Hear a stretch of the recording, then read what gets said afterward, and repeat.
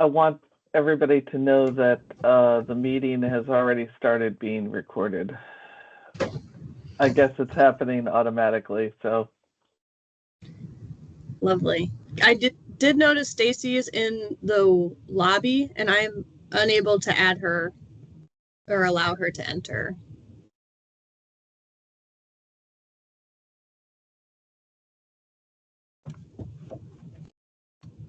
She should be in now. Stacy, you missed my announcement that the recording for the meeting has already been started. Got it. Thank you. I turned on, I checked in earlier to make sure that my computer was working fine because I was having trouble, and it apparently started recording. So I signed off. I'm going to wait just a couple more, just like one more minute, and see if anybody else joins us, and then we'll get going. I'm glad I'm not the only one that has tech problems regularly. Apparently, it got set up to record automatically, which is good, because I would likely forget, but bad, apparently it starts it as soon as we sign on. Elizabeth, oh, she's listening. Liz Wakefield is listening. Oh, she's on here anyway, so it doesn't matter. Yeah. She also left that note. All right, let's get going then. Welcome all to our first full meeting, the second meeting for official purposes, I guess, of this group. And we already went through and I introduced ourselves during the last group. So we'll skip that and let's just dive right into what skills do you all think are necessary for an attorney who is going to start out doing delinquency misdemeanor cases?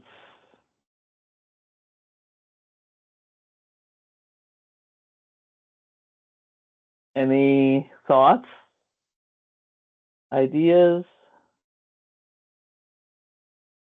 Well, I guess if we're starting at the very beginning, client communication and interviewing skills. Okay. Right?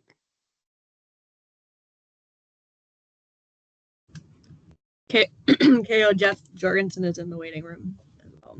Okay. I can only do one thing at a time. Thank you, Annie. Annie, are you taking notes, or do I need to take notes? Or I am taking notes. I will say this is with the recording also comes a transcript, which is relatively handy. okay. And I wasn't in the initial group. I'm Annie Borton, Resource Council. I know most of you, but I'll be kind of second chairing to KO and also in the dependency group with Kevin. And I'll be a note taker over here happily. All right. So client, where we were starting for Jeff was talking about what skills do we think are needed for an attorney to handle delinquency misdemeanor level cases, and that would include misdemeanor probation violations and status offenses. Right now, we require to have served as counsel or co-counsel on at least two juvenile delinquency cases that were adjudicated after a contested hearing, or observed at least 5 delinquency cases adjudicated after a contested hearing. And I can tell you from our recent experience, we have had a large number of attorneys that kind of have gotten stuck on meeting that misdemeanor qualification, just because there have not been they were having trouble either getting on a case that goes to a contested hearing or viewing other contested hearings because there's not that many of them, especially in some of the smaller counties. So I don't know if that's a good thing or a bad thing, but I just wanted to mention it, that has been a sticking point that the agency has had to deal with and work out kind of other ways for misdemeanor level delinquency attorneys to be qualified. So can I ask a basic question, I guess, on yes. So like Nora's point is well taken, that there are certain skills that are sort of hard to measure that would be very valuable to being qualified to do the work. But the current qualifications are like very tangible hoops that you can sort of jump through to get qualified. And so are we trying to incorporate both of those things, or focusing on the hoops, or trying to figure out what the hoops should be based on what we think the skill set should be? I think the latter, that what from the skills that we think an attorney should have, what then are the ways that we could measure that whether they have those skills?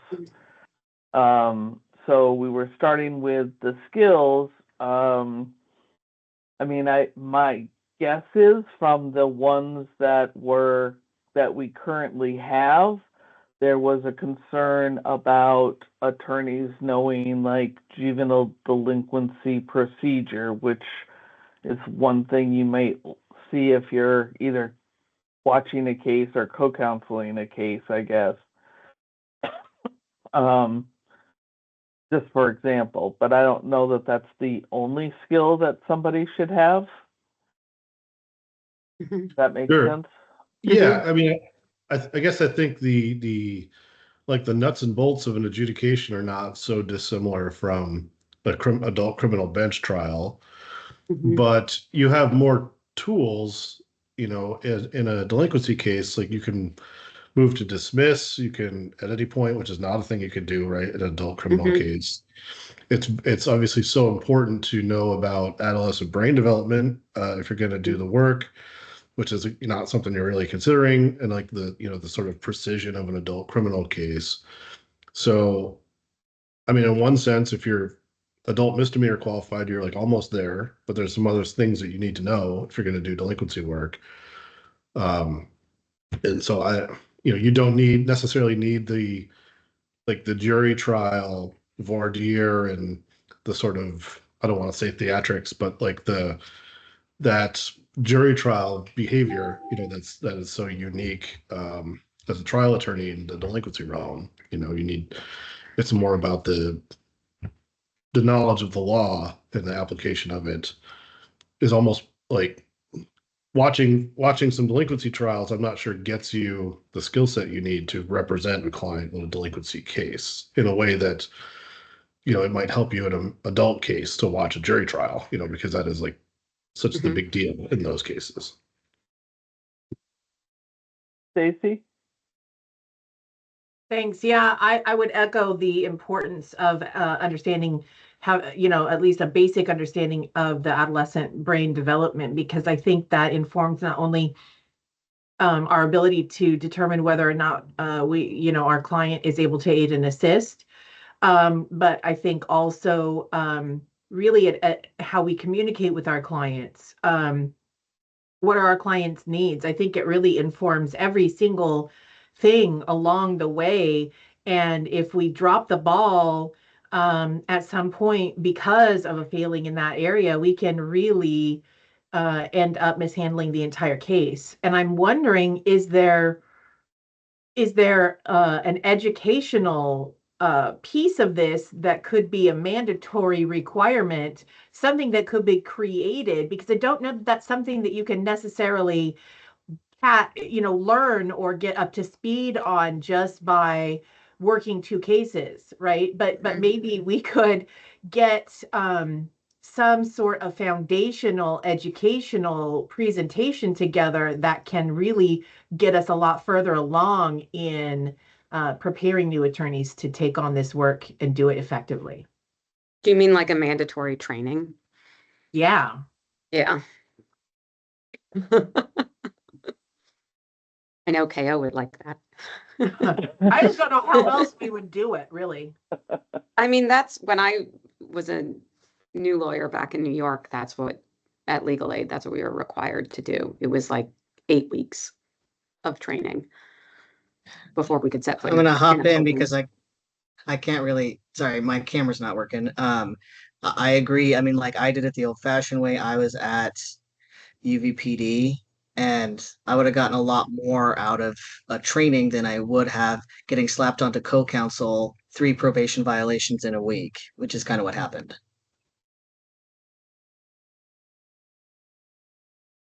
And I have to say that, help me out here, Annie. Training is something that I think the agency wants to move towards, but we don't have the training capability at this time. And so we could certainly put something in like has completed an OPDC approved training program, but that would be assuming that there was a training program that was available for new lawyers that would meet that requirement.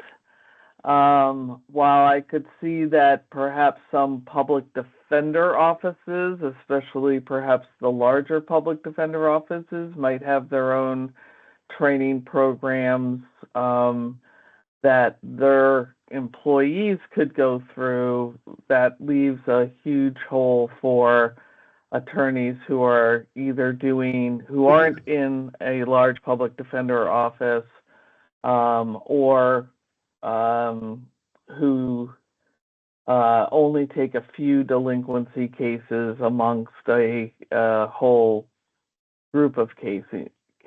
So I guess I'd ask the group, is do we think that there is or could be training programs that would meet that through perhaps the Galt Center, or, I mean, because they certainly have some recorded trainings.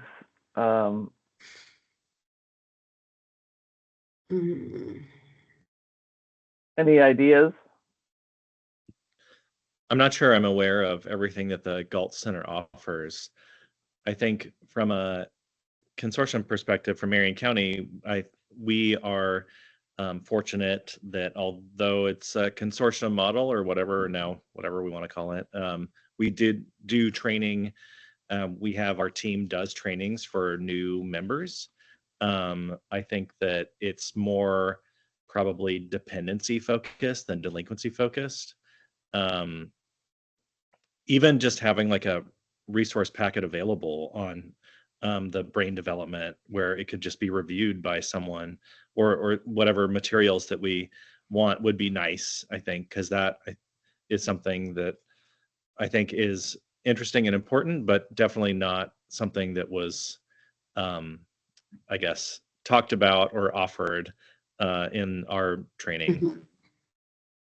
So would the group be okay with one of the ways that somebody could qualify for doing misdemeanor level delinquency cases that they have gone through an OPDC approved training, and leave it open as to, I mean, we could certainly, it seems like client interviewing skills and adolescent brain development are the two that I've heard so far that this group would want the training to encompass. Are there other skills that we would want the training to encompass? Yes, Stacy? You're muted, Stacy. Thank you. I think it's also important to make sure new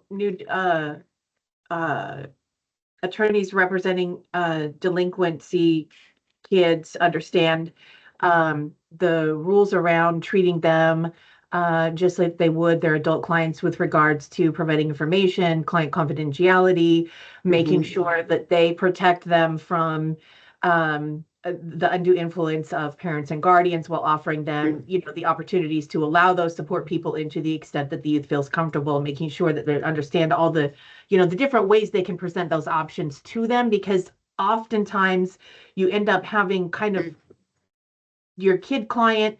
You also want to make sure if they're relying on their parent or guardian that that person gets enough information to give them adequate guidance without violating your client's wishes. So I mean, I think that can sometimes be pretty tricky, and so I think that's another issue that needs extra care. I agree, yes. Anything else that, and I think we could also add that just juvenile court procedures for, I mean, they differ from county to county, but there are some basics that we would probably want people to have. And understanding, I think, the various alternatives to adjudication in the juvenile system and how to move for them, how to access them, how, because those can come into play pretty frequently with a misdemeanor case.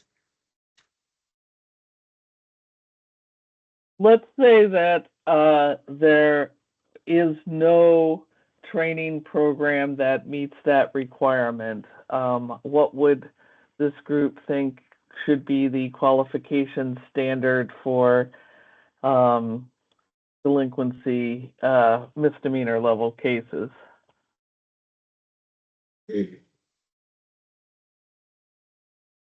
Any ideas? Well, I'd like to see, just participating in one, like at least one case from arraignment to adjudication in some fashion. Because if we're talking about contested hearings, that's not the part that's that different for juveniles and adults for misdemeanors. It's all the other stuff that's different. And I don't think we're going to get away from a system that's relying on kids needing like attorneys who know how to handle FAAs and plea negotiations and all the very, very many of our clients that are unable to aid and assist in the particular, like even on misdemeanors.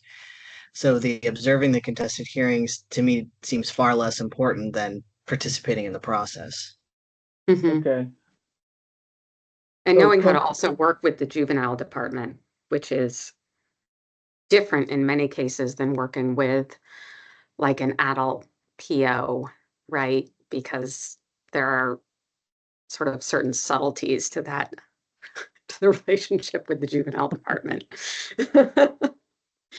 um, that you can really, I mean, short of like having a formal training, I think the only way to learn that is by shadowing another attorney or working with a mentor. Um, years, maybe 3 years ago, Sean from OCDLA and I had talked about trying to come up with a formal kind of delinquency handbook for defense attorneys, and that stalled out. But to the extent that we could get that off the ground and that existed, that would also be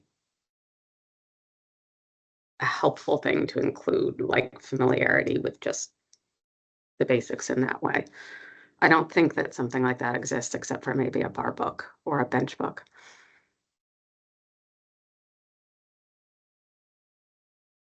I'm on the GALT website. They do have what they are calling youth defense training. Sounds like it is the only youth defense specific training curriculum in the country, according to their website. And they do offer it to a wide range of entities, and they do this. It is a practice focused training for large and small groups. So I think it's definitely worth making contact with them to see what we might be able to utilize from them. Don't they also have a Western division, yes. In right? fact, Liz is. Are you involved? You're involved with that, aren't you, Liz? If you're there. I'm here. I mean, I have been in the past, but I'm not now. Kyler Oh, okay. is doing their fellowship program, I think, or just Okay. finished it or something like that. Mhm. All right. I can certainly contact Kyler and the folks at the Jennifer, Gulf Center. Jennifer McGowan in my office is Yeah. involved. Okay. Yeah, there's the WIDAP training that OCDLA offers. Right. Right. At the At juvenile the conference. conference. Yeah. Yeah. Okay. So then the last question I have for the misdemeanor cases is, if someone comes in to Oregon and has some delinquency experience, or is apparently Kevin's in the waiting room. No, he's not. Okay. Oh, yeah. Said he was. He's not. And this is one that we deal with a lot, is when district attorneys are coming in and want to be qualified. Is there, when we said co-counseling, is there a number of cases we think that folks should co-counsel?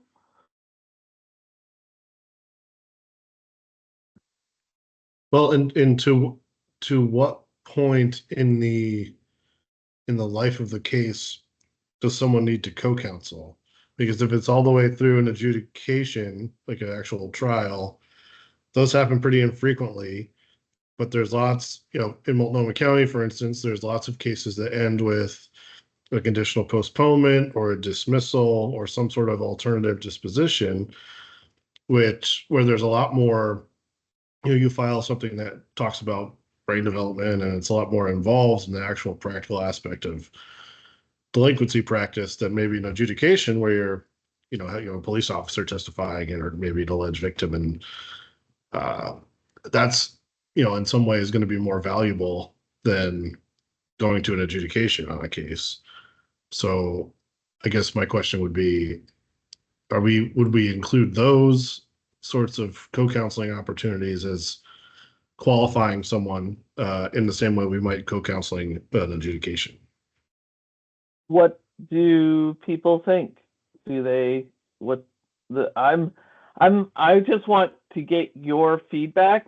So I don't have any goals here that I'm trying to steer you towards. So I agree. Perhaps what we could do is say through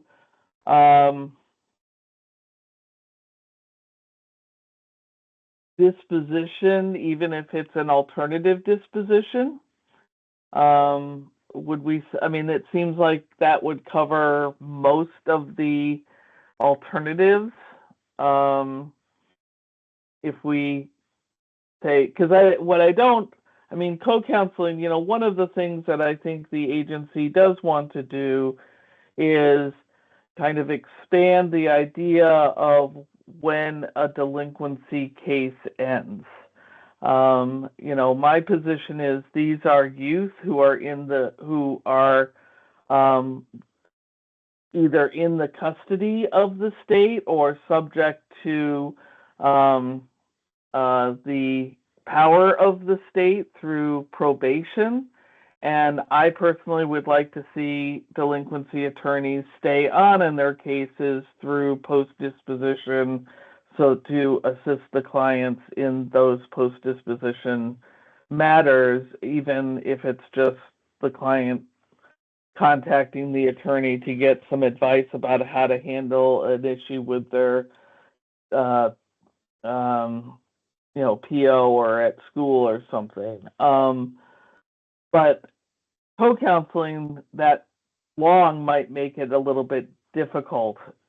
Does that make sense? So I was hoping that we could maybe cut it off at some kind of a disposition so that there is an end to it. And certainly if the co-counsel wants to also remain involved in the case going forward, that's between the lawyers and the clients as far as I'm concerned. What do you all think?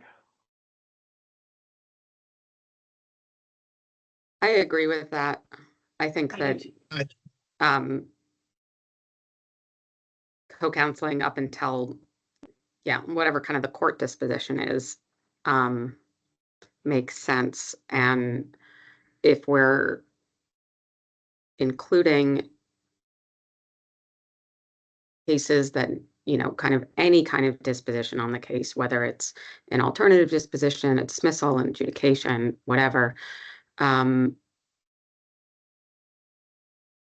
think co-counseling more than one makes sense because there are so many ways that a case can resolve, and you want the attorney to see sort of a few examples of how cases can resolve rather than just one.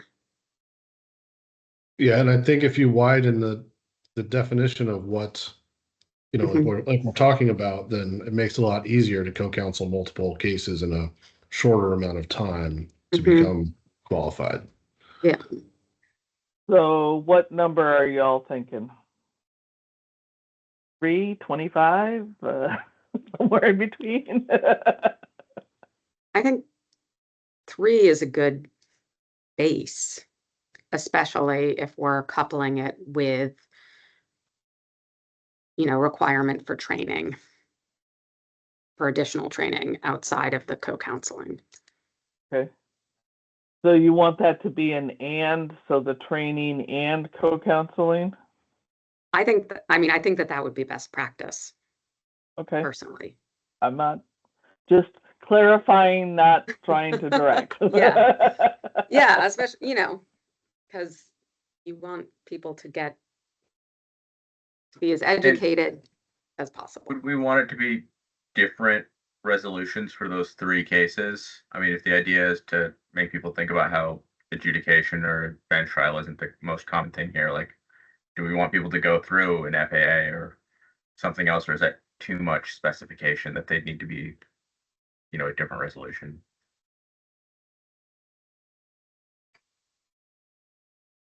I I guess- would be Go ahead. I would be concerned that that might be too much specification. I think we can put in maybe a preference for that, because in a perfect world that would be ideal, but I would be worried that in smaller counties that may be difficult to achieve. And so that could be something that is provides a real barrier. So I would be cautious about that. The other thing on that I'd have to say is it would be difficult for us, the agency, to verify, because we can look at OECI, and oftentimes when a case has had an alternative disposition, you'll see the regular OECI events happening, and then all of a sudden there's a dismissal.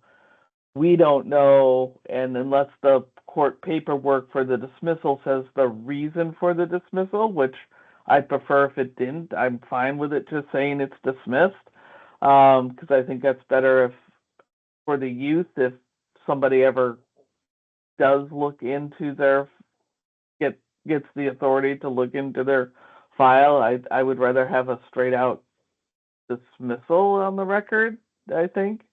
But that makes it difficult for the agency to be able to say, oh yes, this one was a, dismissal because the state couldn't prove the case, or this one was this. If this group wants to do it, we can do it, and then we would just have to ask the person wanting to be qualified for verification to show that there was different types of dismissal when they're submitting for their qualifications. So either way, but if we require different dismissals, it will mean that people will have to give us more paperwork to show it. Yeah, I also want to echo Stacy's concern. I just know, having been at Deschutes Defenders and the headaches we had trying to get people qualified to do delinquency misdemeanors because of the lack of cases going to adjudication, that I mean almost flinch at the number 3, but I'm fine with 3 because I think if for incorporating things besides adjudication, I do think that makes it a lot easier. Okay. So that's all right. Well, let's then move on to the second group, which is lesser felony probation violations. Lesser felony cases are generally C felonies, I believe.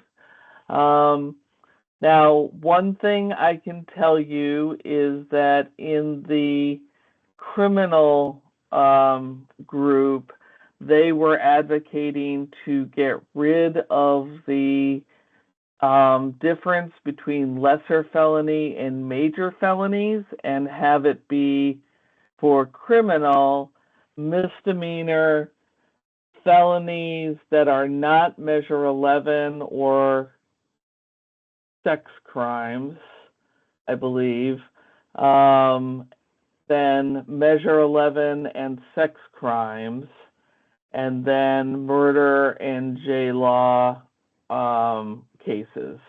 So to break out the cases with that distinction versus the distinction that we currently have between lesser felonies and major felonies, since major felonies, when these were written, Measure 11 didn't exist, and there was never a difference in the criminal stuff about Measure 11 and non-Measure 11 felonies. Obviously, for juveniles, Measure 11 no longer exists, but those are the cases that are more likely to be cases that waiver motions might be filed in. So I guess the first question is, do you like the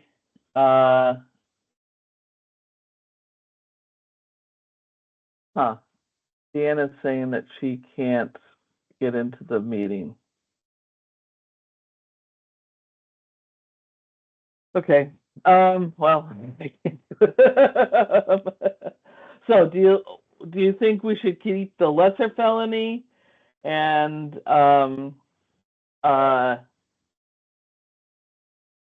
major felony delineation in delinquency? Should we just go felonies and then 137707? What the crimes listed in 137707 and sex cases? What do y'all think in terms of just splitting up the felonies? What would make sense for delinquencies? Yeah. Sorry.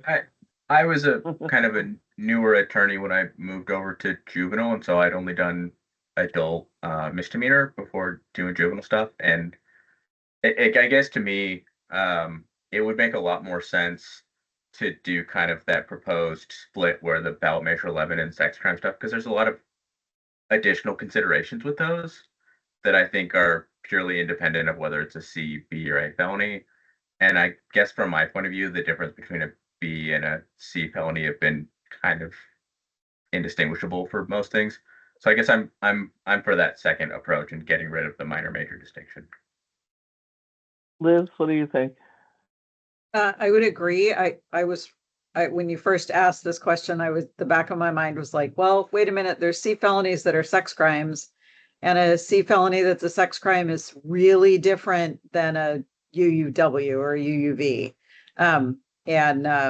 So I think the second way makes a lot more sense.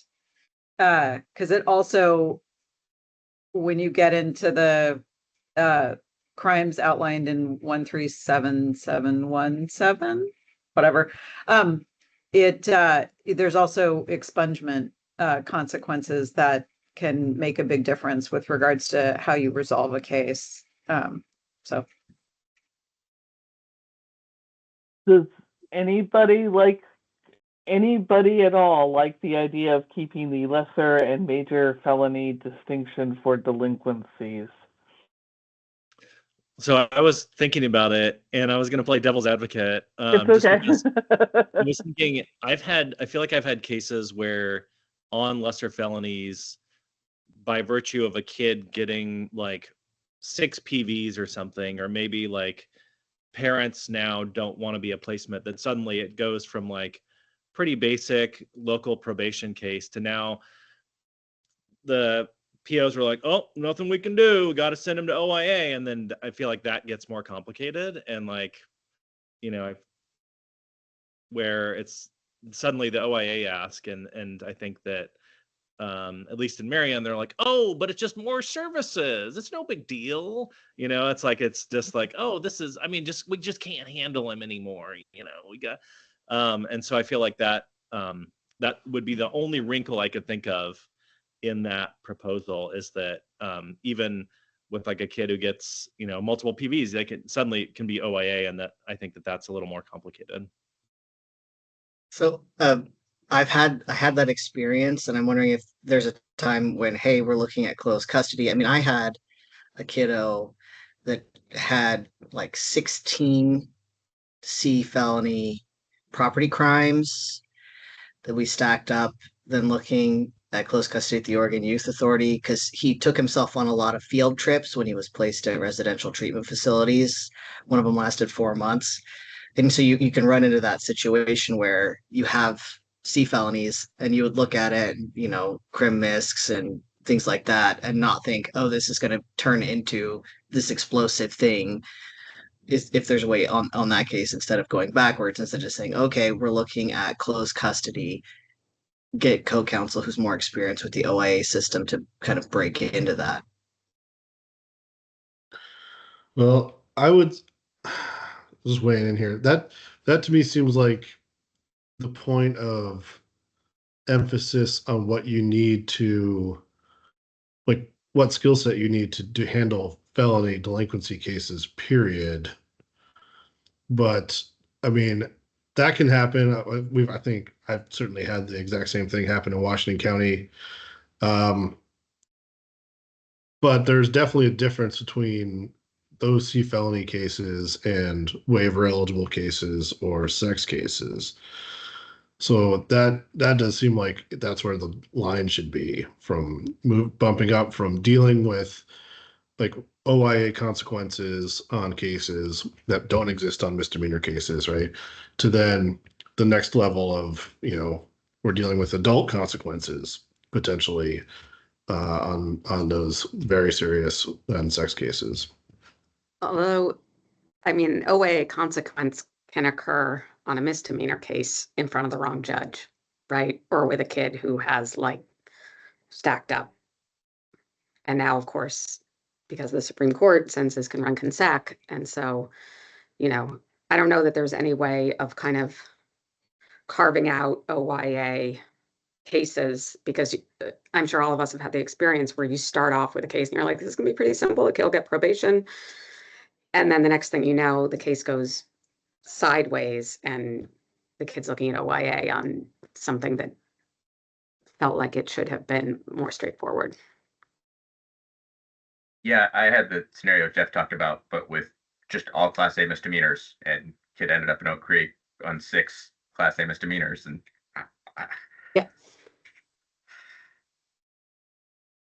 Yeah, I think dealing with OYA is going to be something that even folks at the misdemeanor level need to know. I know that especially in a lot of the more rural counties where there's fewer services, I think kids get sent to correctional facilities faster because that's where the services are available. And I see Stacy, our sole rural person, nodding. They sure do try. They sure do try. So I don't know that we could break out the OYA cases, and I'm also hesitant to say that someone should get a co-counsel as a result of OYA getting involved, just because that is, while that may be a best practice, that's really difficult for us in that, especially again in areas where we don't have a lot of attorneys doing the cases, and we're just setting conflicts if we start putting co-counsels in, when it's Eastern Oregon and there's 2 attorneys doing delinquency cases, it's hard to get co-counsel for them on some cases. Yeah, Liz. I was wondering, isn't OYA and dispositional outcomes part of the sort of generalized training that we were that I was listening to as I was driving and you were all describing? It's one of the aspects that distinguishes the juvenile system from the adult system, that is distinctly different from the adult system. And so understanding, even if you're learning to do misdemeanors, that would be part of whatever training or handbook or whatever, that would be a significant piece of it. Did I miss? Okay, thank you. So if we're talking about this becoming the felony level delinquency cases with the exclusion of sex cases and the cases listed in 137707, which are the former Measure 11 cases, stripping out those 2 groups, so other felony cases, what qualifications from misdemeanor to that level do we think that somebody should have? Right now, it is time-based for 9 months, and then also served as counsel or co-counsel in 2 cases that went to contested hearing, or in a felony case, and then on request can present additional showing of expertise and competence by 3 letters of recommendation, yada, yada. So what qualifications would we want to get from misdemeanor to felony level?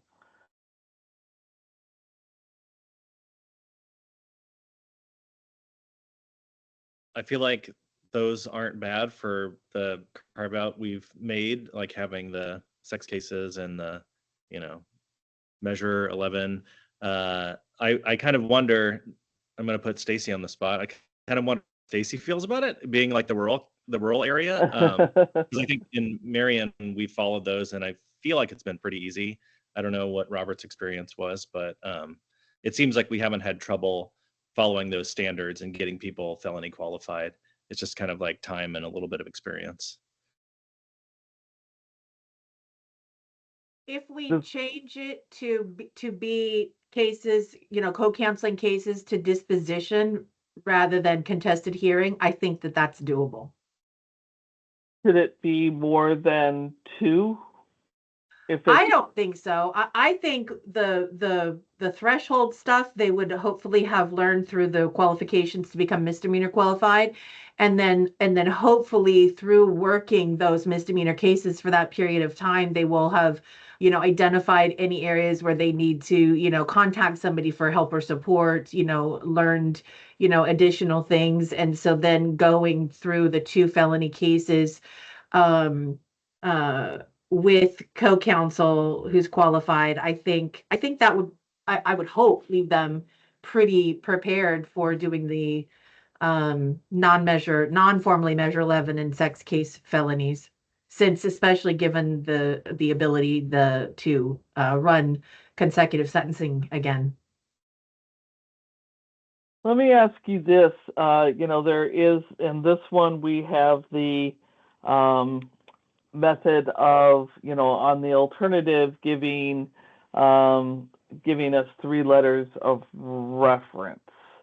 Do people have concerns about 3 letters of reference? Do they think that's appropriate? Do we want to limit who the references can be? So it has to be like a judge you've actually appeared in front of, or a lawyer you've actually worked a case with, or any thoughts about those letters of reference as an alternative way to qualify up to this level of felony cases?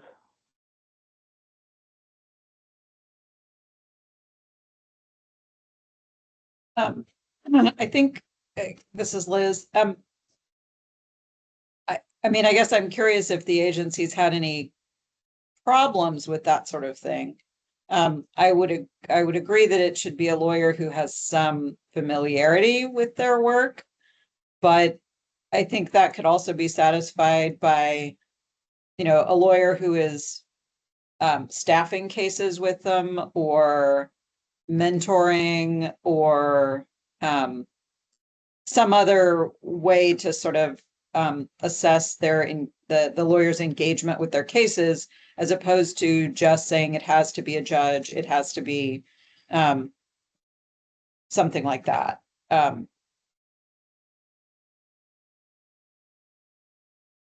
don't know that we've had problems with that. Going from my own experience, when I had to get letters of recommendation, I would call up people that I knew well and would ask them, because I was pretty sure that they wouldn't say no. But I don't know that they actually, I know that at one point I had a judge that said, just you write the letter and send it to me and I'll sign it. And I can't think that judge, who I had a lot of respect for, would be different than perhaps some other judges. So I think that might be my concern. But I'd worry that just 3 letters of recommendation aren't necessarily showing that somebody has those qualifications, I guess. What about doing Sorry. Oh, go ahead, Stacey. I was thinking, what about doing like a shorter period of time practicing and then the letters as an option? and to your scenario, KO, I would think that you would never have put anything in that letter that you wouldn't think that that judge would have agreed with. And B, if you did, I suspect that judge may not have signed it, just as an aside. But the letters are an alternative, right, to the Right. standard qualification. I don't know. I guess I'm inclined to agree with what you're saying, KO. If it's people that you know and are on good terms with, they're not going to say anything negative about you. But that doesn't really demonstrate that you should be qualified to do the cases, right?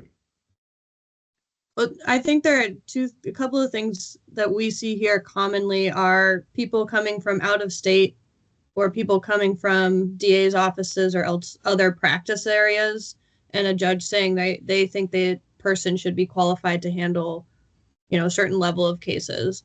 And that also kind of brings into question, what does the judge know about what an attorney needs to practice delinquency?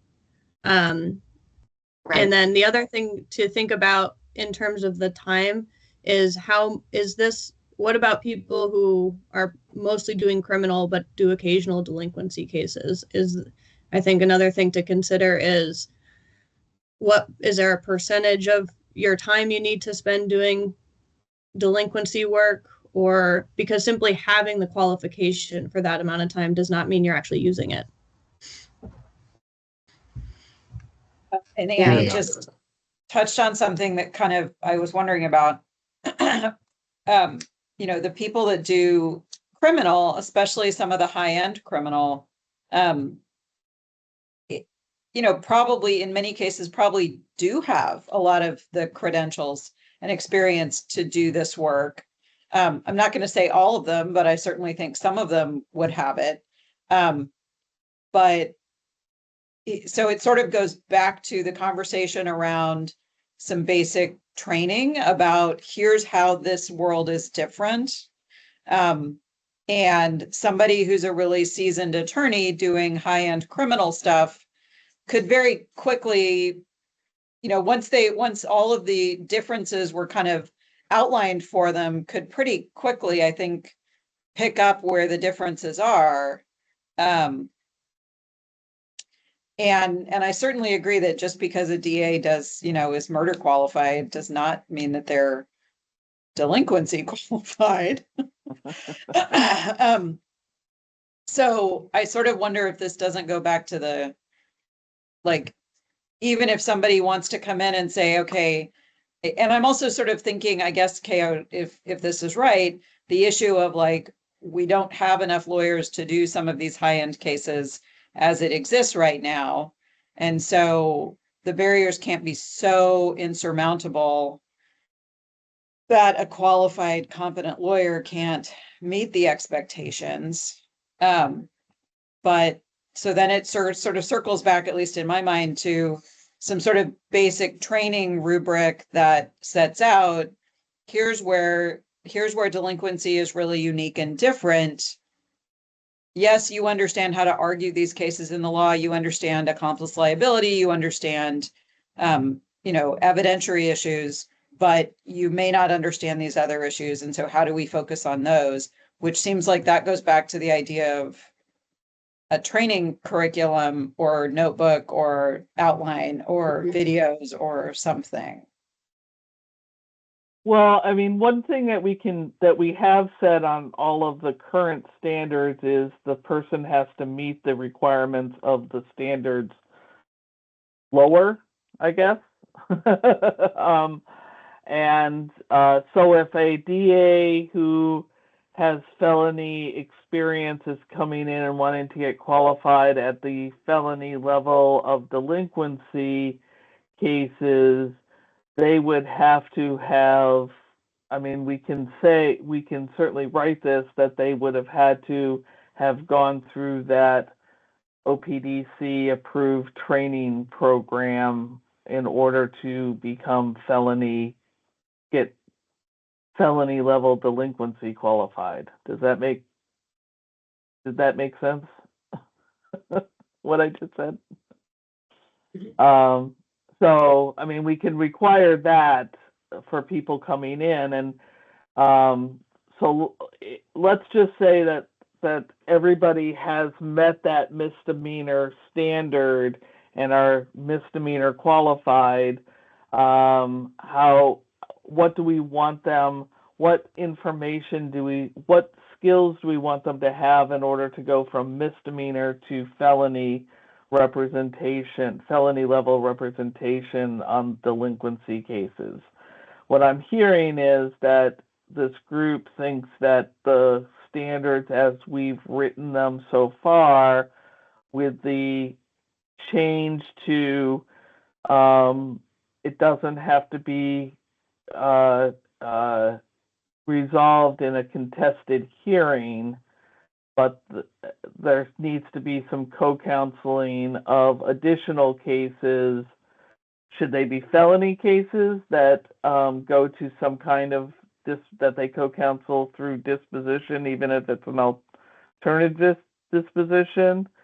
Does that sound good? And if so, right now we have just one. Should it be more than one?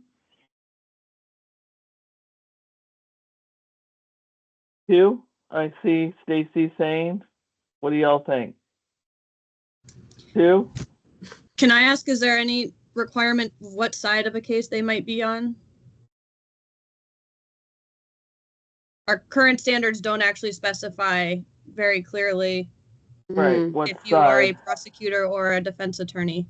So it seems like most people are implying being the defense attorney, but I think it's good to call that out explicitly if that's what we're saying. Yeah, Yeah. I think you have to do it as a defense attorney. Okay. It counts to prosecute. And then they could, and in the alternative, submit some letters of reference from lawyers that they've co-counseled with. Co-counseled with on the defense side. On the defense side, okay. Yeah. I thought the letters were to substitute for the having to practice for 9 months piece. Am I mistaken on that? It can be that, or it can be sometimes we have, for this jumping from misdemeanor level to lesser felony level, they have to have co-counseled cases and been misdemeanor qualified for 9 months, I believe. And so the letters could be, okay, I've only been misdemeanor qualified for 6 months, but I've done all these cases and please let me move up. Or it could be, I did it, delinquency level, misdemeanor level delinquency cases in Washington State, and therefore I'd like to enter here at this level in Oregon, and so we would want letters from people who have worked with them in Washington State, perhaps. So the letters can serve as an alternative way to qualify in a couple different ways. So would we want, under those circumstances, at least one co-counseled felony case here in Oregon before granting the qualification level? I'm a little nervous about having the letters substitute for everything. We can write it however this group wants. If this group wants it to have two co-counsels, have to co-counsel 2 felony cases before they're qualified in Oregon on the defense side, this group can make that recommendation. That would be my choice.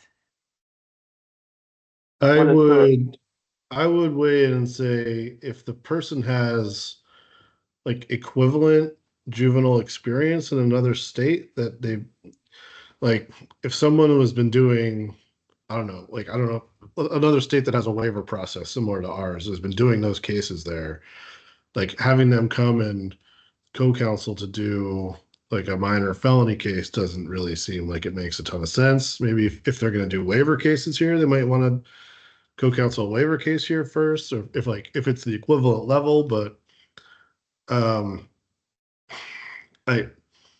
that would be, I guess, my concern is making it too onerous for people that have the necessary experience to come and practice here, because, we do need people that have all that experience to do the work. So.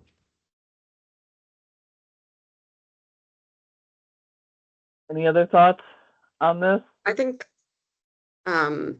Matt's point makes some sense. If you're coming in from out of state and you've been doing delinquency work for, however many years, you want to have familiarity, obviously, with Oregon's laws and systems. I think you can demonstrate that by, I don't know, maybe we should think of some alternative ways to demonstrate that, but I don't know that necessarily co-counseling the case is going to, co-counseling a case is going to demonstrate that you have the requisite expertise if you've been a practicing lawyer on the defense side for, several years somewhere else. And I'm kind of thinking back to like my experience when I moved over to Oregon, and yeah. So I want to be respectful of everybody's time, and I had only set this meeting for an hour, and we're coming up on the hour. So what my plan is to write up a draft for the misdemeanor level and the felony level as we've broken it out, and send that around to people for comments and suggestions, so we can continue that conversation that way. But also, we need to schedule our next meeting. So is everybody okay if I send out a doodle poll later today about additional meeting times?